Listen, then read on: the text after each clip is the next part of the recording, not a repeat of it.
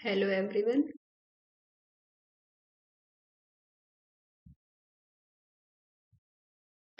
This is part 2 of chapter metals and non-metals. जैसा कि हमने लास्ट पार्ट में स्टडी किया था मेटल्स एंड नॉन मेटल्स के कुछ एमसीक्यू।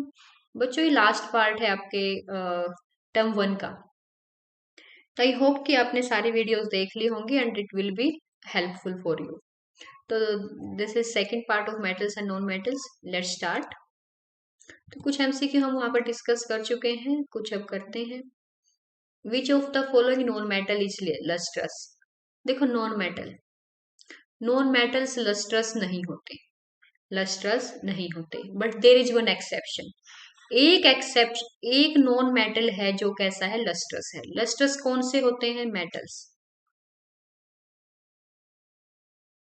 ठीक है ना। लस्ट्रस का मतलब क्या होता है? शाइनिंग। तो जिनकी शाइनिंग सरफेस जैसे गोल्ड है, सिल्वर है, ये सब क्या मेटल्स हैं? वो क्या होते हैं हमारे पास? मेटल्स होते हैं। Non metals are not lustrous. But एक नॉन मेटल ऐसा है जो लस्ट्रस है। वो कौन सा होता है? सल्फर है, ऑक्सीजन है, नाइट्रोजन है या आयोडीन है। तो बच्चों यहाँ पर आपका ऑप्शन रहेगा डी। जो आयोडीन है वो एक एक्सेप्शन है, that this non metal is lustrous. तो आप इसको याद रखें, कुछ एक्सेप्शंस हैं हमारे पास। ठीक है, तो नॉन मेटल का ये एक्सेप्शन है iodine. Example of an amphoteric oxide. Amphoterics क्या होते हैं? जो बिहेव करे acids as well as bases. जो एसिड की तरह बिहेव भी करें और बेस की तरह भी बिहेव करें, उनको क्या बोलते हैं? एम्फोटेरिक। ठीक है। जब बेस में डालोगे तो एसिड की तरह बिहेव करेंगे, जब एसिड में डालोगे तो बेस की तरह बिहेव करेंगे। That are called amphoteric. आपका Na2 है, दैट इज एम्फोटेरिक, या K2O या Al2O3 या MgO। तो इनमें से आपको बताना है कौन सा आपका एम्फोटेरिक है। Here your answer will be C. So Al2O3 is amphoteric. ठीक है, तो आपका Al2O3 क्या है? एम्फोटेरिक। चलो हम थोड़ा सा फास्ट करते हैं, बहुत कम क्वेश्चंस हो पा रहे हैं एक वीडियो में, तो मैं सोचती हूँ कि यहाँ पर कुछ तो ज्यादा क्वेश्चंस हम सॉल्व करें। Which one among the following is an acidic oxide? इनमें से एसिडिक ऑक्साइड क्या है? सॉरी, एसिडिक ऑक्साइड कौन सा बनाता है? ठीक है। ये एसिडिक है, ये है या ये है? कौन सा इनमें से एसिडिक है? ये हमने पढ़ा है, तो एम्फोटेरिक है। ये एसिड की तरह बिहेव भी करेगा, बेस की तरह भी। तो हम इसको ना तो एसिड बोल सकते हैं ना बेस, तो ये कौन से में आएगा? एम्फोटेरिक में। अब बात है ये वाला, इनमें से कौन सा बनाएगा? तो बच्चों यहाँ पर जो CO2 है, that is acidic oxide. CO2 का नेचर कैसा होता है? एसिडिक। ठीक है। वैसे भी देखो, ये तो होगा नहीं। ये क्यों नहीं होगा? क्योंकि जो आप ये मेटल है, और मेटल्स कैसे बनाते हैं आपके? Basic oxide. मेटल्स कौन से बनाते हैं? Basic oxides. और जो आपके नॉन मेटल है वो एसिडिक ऑक्साइड बनाते हैं। तो CO और CO2 में से आपको सर्च करना है। ये दो तो अपने आप कैंसिल हो जाएंगे, ये वाला और ये वाला। ये एम्फोटेरिक है, ये बेसिक होगा। तो यहाँ पर कौन सा रहेगा? Acidic, CO2। ठीक है। तो जो CO2 है, that is an acidic oxide. Next, the atomic number of an element X is 12।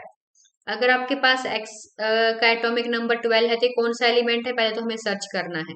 Carbon. ठीक है। The sorry, its atomic number is 12। इसका एटॉमिक नंबर 12 है। कार्बन का तो मास नंबर 12 होता है। ठीक है। तो बता, एटॉमिक नंबर 12 किसका होता है? मैग्नीशियम का। Which inert gas is nearest to X? तो बताओ इसकी कौन सी जो गैस होगी वो इसके नियर होगी? जो आपका एक्स है, दैट इज मैग्नीशियम। तो इसका कितना होता है? 2। जो आपका आर्गन होता है, जो आपकी बताओ किसका कितना होगा एटॉमिक नंबर?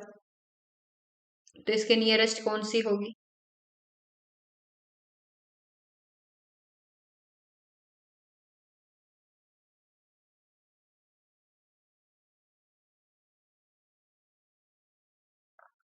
बताओ जल्दी बताओ, कौन सी इसके नियरेस्ट होगी? इसका तो आपका किधर को पता है ना, 2 होता है हीलियम।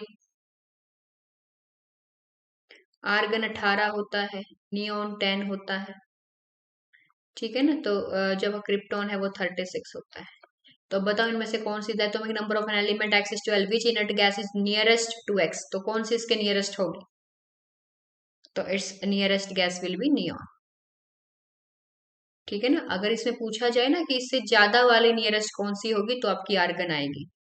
ठीक है, तो इसमें सिर्फ नियरेस्ट की बात की गई है, तो हम कौन सा आंसर लेंगे इसमें, 10, नियोन वाला। ठीक है, क्योंकि इसका एटॉमिक नंबर 12 है, तो ये इसमें तो डिफरेंस कितना आ गया आपके पास, 6 का आ गया ना आर्गन में तो। ठीक है, तो यहाँ पर कितना आपका आंसर रहेगा, 10, नियोन। नियोन का 10 होता है, आर्गन का 18 होता है, हीलियम का 2 होता है, क्रिप्टन का 36 होता है। तो which will be nearest here, that will be neon. Galvanization is a method of protecting iron from rusting by coating with a thin layer of। बताओ इसके अंदर कौन सी की आप कोटिंग करोगे, गैल्वेनाइजेशन में किस चीज की कोटिंग होती है।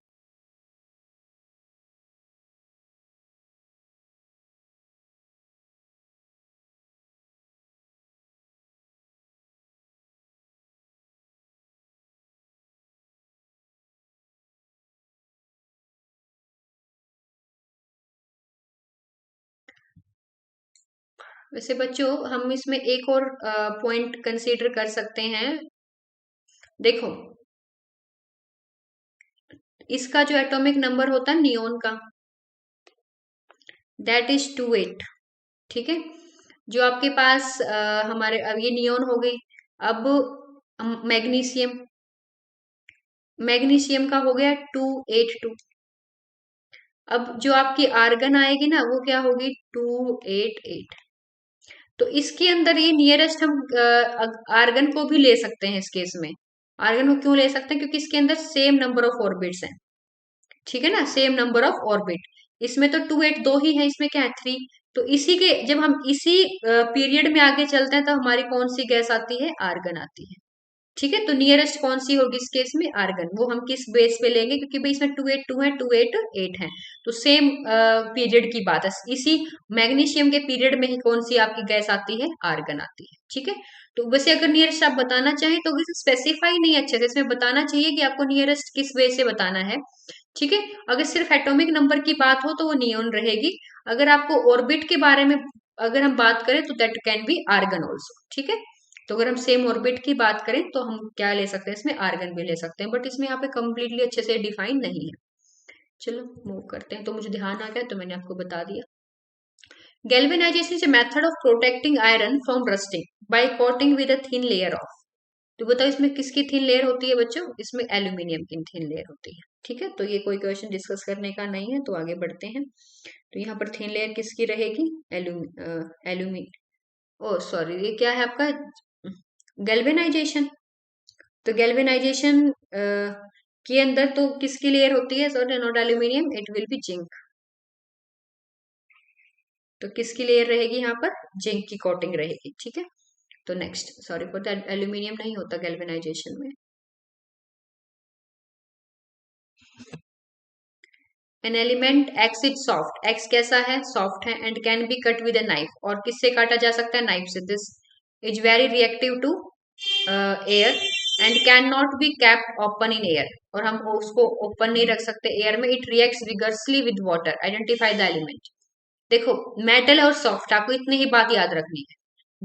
जो मेटल्स हैं वो सभी मेटल्स हार्ड होते हैं except sodium and magnesium. All metals are hard except sodium and magnesium. सिर्फ सोडियम और मैग्नीशियम कैसे हैं आपके, सॉफ्ट। तो यहाँ पर सोडियम और मैग्नीशियम क्या है, आपको दोनों ही दे रखे हैं। ठीक है, अब देखो आगे, this is very reactive to air and can not be capped open in air, तो हम ओपन एयर में नहीं रख सकते। पर मैग्नीशियम को हम ओपन एयर में नहीं रख सकते। दूसरी बात से हमें पता लगा कि ओपन एयर में नहीं रख सकते, तो हम इसको रखते हैं कैरोसिन ऑयल में। वो कौन कौन से हैं, सोडियम एंड पोटासियम। दोनों में कॉमन कौन सा है आपका, सोडियम। इसको तो हम ओपन एयर में रख सकते हैं मैग्नीशियम को। तो सोडियम आपका आंसर रहेगा यहाँ, option B will be right. Next, reaction between X and Y forms compound Z. X और वाई कंपाउंड रिएक्ट करके जेड बनाते हैं। एक्स प्लस वाई की रिएक्शन हुई, क्या बना आपके पास, Z. X loses electron, X lose करता है electron and Y gains electron. Which of the following property is not shown by Z. तो इनमें से कौन सी प्रॉपर्टी जेड शो नहीं करेगा।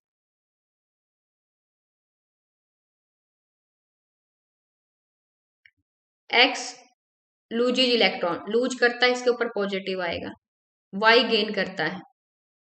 ठीक है, तो जेड बन गया, Z is equal to X Y. ठीक है, एक्स वाई के इक्वल हुआ ना, एक्स वाई से मिल के बनता है जेड। जैसे फॉर एग्जाम्पल ये एन ए है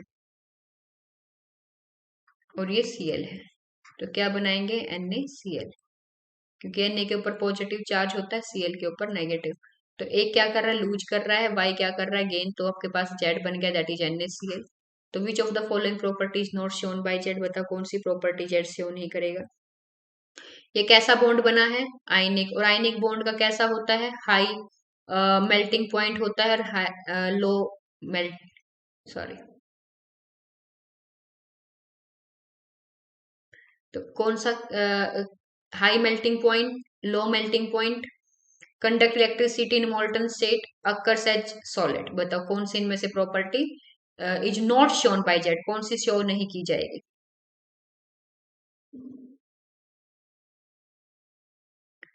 तो इसमें आंसर क्या रहेगा आपका,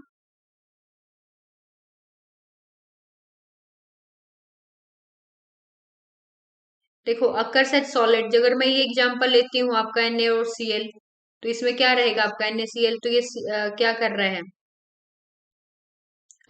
सॉलिड की तरह एक्ट कर रहा है ना, तो ये दिस इज ए सॉलिड। ठीक है, तो अब हम नेक्स्ट पढ़ते हैं, क्या है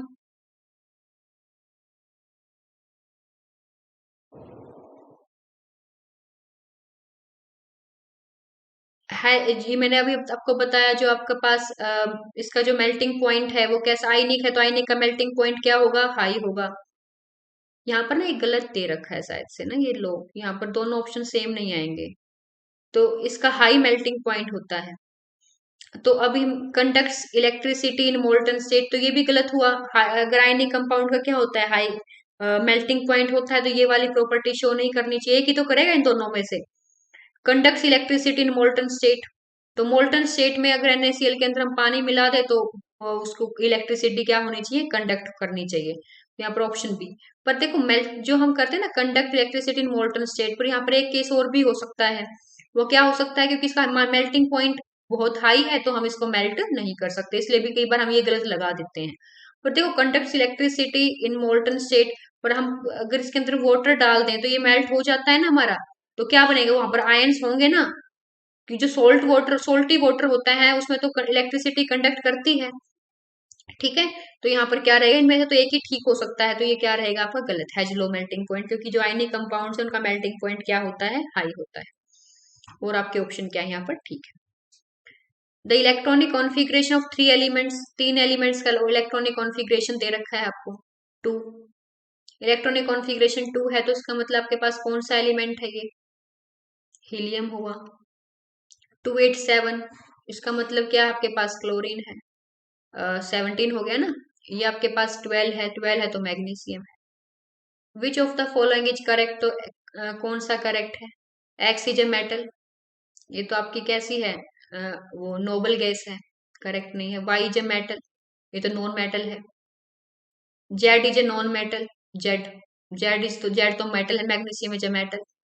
Y is a non metal, हाँ बिल्कुल ठीक है, वाई नॉन मेटल है। जेड इज ए मेटल, हाँ जेड मेटल है, तो ये ठीक है आपका। तो क्या रहेगा आपका, option D will be correct here. तो कौन कौन सा आपका, वाई नॉन मेटल है, जेड कैसा है आपका, मेटल है। Amalgam is an alloy of, amalgam किसका अलॉय होता है, कॉपर एंड टीन का, मरकरी का, lead and lead and tin का, या कॉपर एंड जिंक का। तो बच्चों जो अमलगम है आपका, वो अलॉय होता है मरकरी का। Amalgam is an alloy of mercury. ठीक है, copper objects lose their shine and form green coating of, बताओ जो कॉपर के ऑब्जेक्ट्स हैं वो ग्रीन कोटिंग, मैंने आपको बताया था ना लास्ट में भी, कि भी जो सबके ऊपर ब्लैक कोटिंग नहीं होती, किसी के ऊपर किसी कलर की कोटिंग होती है, किसी के ऊपर किसी कलर की कोटिंग हो जाती है। तो कॉपर के ऊपर ग्रीन कलर की होती है, जैसे सिल्वर है, सिल्वर पे ब्लैक होती है। ठीक है, चांदी, आपने देखा होगा ना, चांदी की चीजें ब्लैक हो जाती हैं, काली पड़ जाती हैं कुछ टाइम के बाद। तो ऐसे ही जो कॉपर है वो ग्रीन होना शुरू हो जाता है, तो वो किस वजह से होता है, कॉपर ऑक्साइड, या copper hydroxide and copper oxide, या बेसिक कॉपर कार्बोनेट, या कॉपर कार्बोनेट, किस वजह से ऐसा होता है। तो it is due to basic copper carbonate, तो बेसिक कॉपर कार्बोनेट की लेयर उसके ऊपर जमा होनी शुरू हो जाती है, कॉपर ऑब्जेक्ट्स के ऊपर, जिस वजह से उसके ऊपर कैसी कोटिंग हो जाती है बच्चों, ग्रीन कोटिंग। तो ये option C will be right. Two examples of metal which are poor conductor of heat and electric heat are, बताओ कौन कौन से हैं? तो ये तो पता ही है सबको, लेड एंड मरकरी कैसे हैं, पुअर कंडक्टर है हीट के। तो ये option will be C. Next, metals which melt when kept on palm, कौन सा जो मेटल है वो जब पाम पे रखते हैं तो मेल्ट हो जाता है? गैलियम, सीजियम या बोथ या नन ऑफ दिस? बताओ कौन सा मेटल है बच्चों? जो ये गैलियम और सीजियम है ये दोनों ही ऐसे मेटल हैं, जैसे हम इसको पाम पे रखते हैं तो वो कैसे हो जाते हैं, मेल्ट हो जाते हैं। ठीक है, तो यहां पर भी आंसर आपका क्या रहेगा, C. Both metals melt when kept on the palm.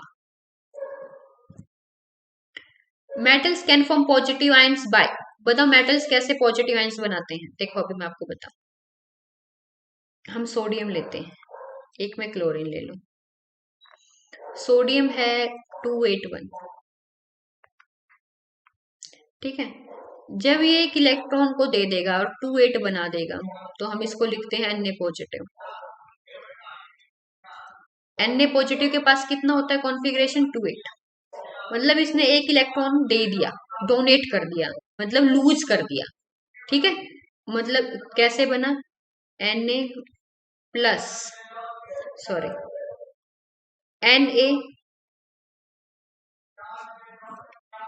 Na positive plus electron. ठीक है, कि एक इलेक्ट्रॉन इसने दे दिया तब कैसा बन गया ये Na पॉजिटिव, या मैं लिखूं यहां पर Na minus electron Na positive, कि एक इलेक्ट्रॉन यहां से माइनस हो गया ना, 11 थे, कितने रह गए, 11 थे, Na पॉजिटिव के पास कितने रह गए, 10, यहाँ पर 11 माइनस 1, यहाँ पर कितने आ गए, 10।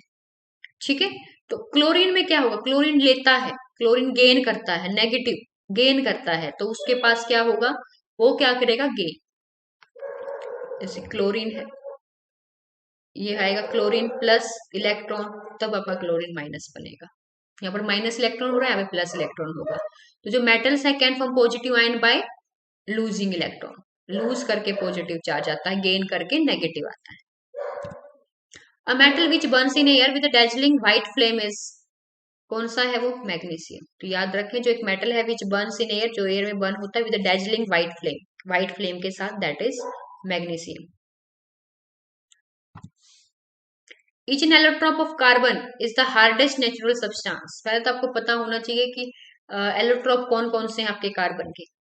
जो ये तीनों लिखे हुए हैं तीनों ही एलोट्रॉप है आपके कार्बन के, डायमंड भी, ग्रेफाइट भी, बकमिस्टर फ्लोरीन भी, तीनों ही आपके कैसे हैं, एलोट्रॉप ऑफ कार्बन है। तो इनमें पूछा गया है कि जो ऐसा एलोट्रॉप बताओ कार्बन का जो हार्डेस्ट नेचुरल सब्सटेंस है, तो सबको पता होना चाहिए क्या कौन सा होता है, diamond. Diamond is the hardest natural substance.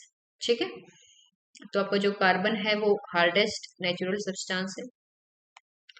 Which of the given properties is generally not shown bye metals, इनमें से कौन सी प्रॉपर्टी जनरली शो नहीं की जाती मेटल से? इलेक्ट्रिकल कंडक्शन, भाई जो मेटल्स होते हैं वो गुड कंडक्टर होते हैं।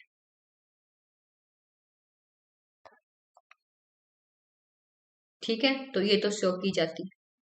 सोनोरस भी होते हैं, मतलब आवाज भी प्रोड्यूस करते हैं, पर वो तो लस्ट्रस होते हैं, कैसे होते हैं, लस्ट्रस, मतलब शाइनिंग। आपने देखा ना गोल्ड सिल्वर, ठीक है, वो सारे क्या है आपके शाइनिंग वाले होते हैं, लस्ट्रस होते हैं, तो ये प्रॉपर्टी शो नहीं की जाती। हाँ, डक्टाइल भी होते हैं, हम उनको थिन वायर्स में ब्रेक कर सकते हैं। हम वायर किस चीज की बनाते हैं, मेटल्स की बनाते हैं ना, एल्यूमिनियम, ठीक है, कॉपर। ओके, तो हम जो वायर्स हैं वो किसकी बनाते हैं, मेटल्स की। तो इसलिए क्यों बना सकते हैं, क्योंकि वो डक्टाइल है, हम उनको थिन वायर्स में चेंज कर सकते हैं, तो ये डक्टाइल भी होते हैं। तो यहाँ पर आपका ऑप्शन कौन सा रहेगा, C. Answer will be C, dullness. Dullness को वो शो नहीं करते, because they have shining surface, they are lustrous, metals are lustrous. देखो प्लेटिनम, गोल्ड, सिल्वर, ये सारे क्या है आपके metals, these are lustrous. The ability of metal to be drawn into thin wires, बहुत बार हम कर चुके हैं, थिन वायर्स में ब्रेक होना क्या होता है, डक्टिलिटी। सो ऑप्शन ए, यहाँ पर क्या आएगा आपका, थिन शीट्स। सोनरस आपको पता है आवाज करना होता है, कंडक्टिविटी है ये, कंडक्टिविटी लाइट प्रोड्यूस करना, तो यहाँ पर आंसर क्या रहेगा आपका, E. Which one of the given metal does not react with cold as well as hot water? इनमें से कौन सा है जो कोल्ड और हॉट वाटर के साथ रिएक्ट नहीं करता? मैंने आपको बोला था ना कि आपको रिएक्टिविटी सीरीज अच्छे से याद करनी है। Potassium, sodium, calcium, magnesium, zinc, iron, lead, ठीक है, hydrogen, copper, mercury, silver, gold. तो इनमें से जो नीचे होंगे वो बहुत कम रिएक्ट करेंगे, ऊपर वाले तो ठंडे के साथ गर्म के साथ तो करना ही है, ठंडे के साथ भी रिएक्ट कर जाते हैं।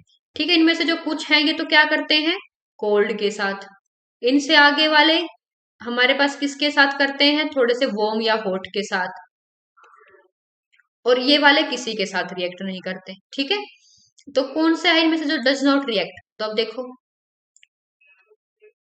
ये भी हो सकते हैं इनमें से। ठीक है, ऐसा नहीं है कि मैंने यहाँ तक एरर, मैं तो आपको एक एग्जांपल के थ्रू बता रही हूँ कि जो सबसे ऊपर वाले होंगे 2 और 3 वो कोल्ड के साथ भी रिएक्ट कर जाएंगे, उनसे नीचे वाले वार्म हॉट के साथ, उनसे नीचे वाले किसी के साथ रिएक्ट नहीं करते। इनमें से देखो फिर आप, सोडियम भी रिएक्टिव है, कैल्शियम भी, मैग्नीशियम भी। अब नीचे कौन सा है इनमें सब में से, इनमें से नीचे, इनमें से अगर मैं कंपेयर करूं तो सबसे नीचे कौन सा लाई कर रहा है आपकी सीरीज में, दैट इज आयरन। बहुत कम रिएक्टिव है इन सब में से। तो जो आयरन है वो ना कोल्ड के साथ रिएक्ट करता है ना हॉट वाटर के साथ रिएक्ट करता है, but it react with steam. The composition of aqua is, aqua की क्या कंपोजिशन होती है? HCl HNO3, 3:1, HCl HNO3, मतलब दो, डाइल्यूट है, कंसंट्रेटेड है, क्या है आपके, या दोनों कंसंट्रेटेड है? बताओ क्या होगा।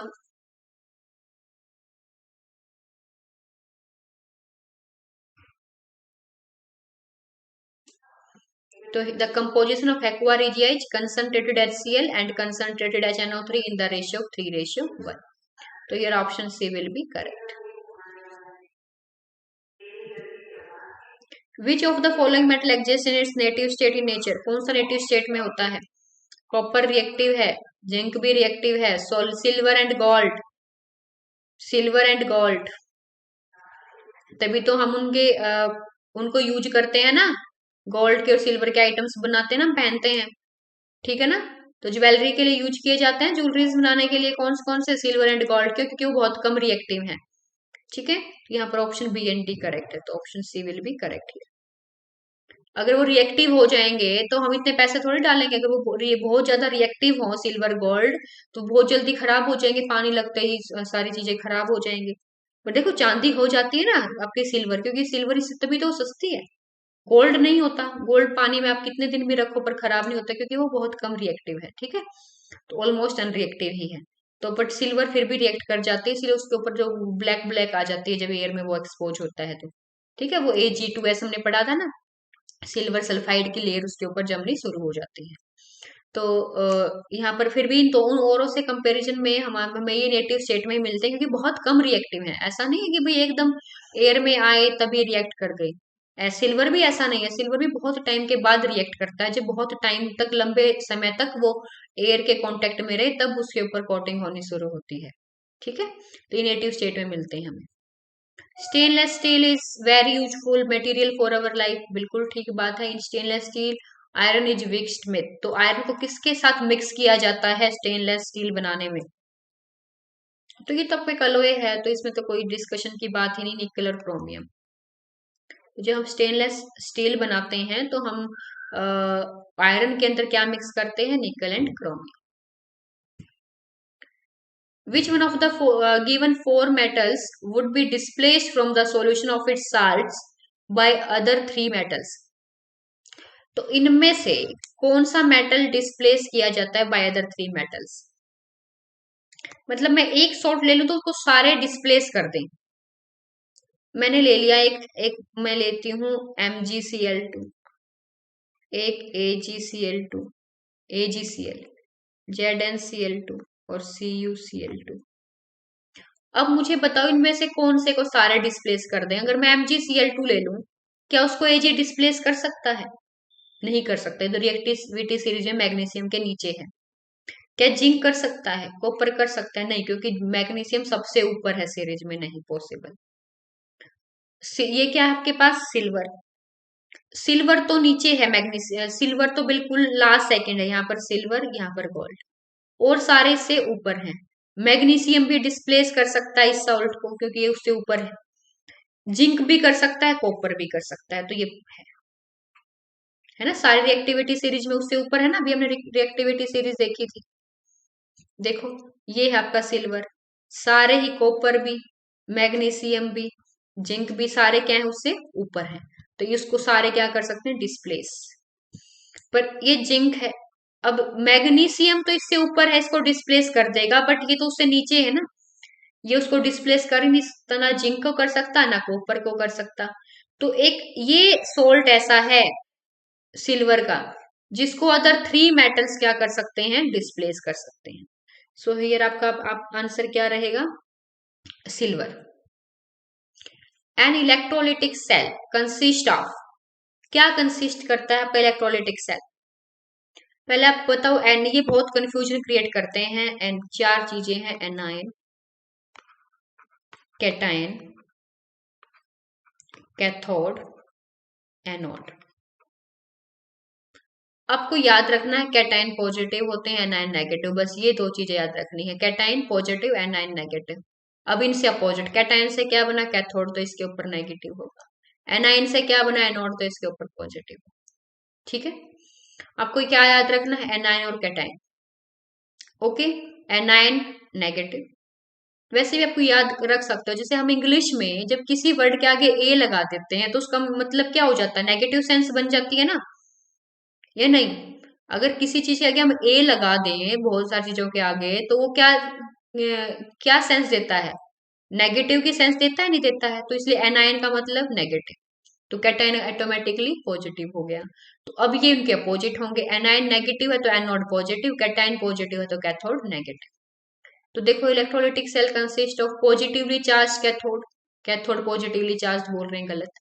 नेगेटिवली चार्ज एनोड, नहीं, एनोड पे पॉजिटिव है, गलत।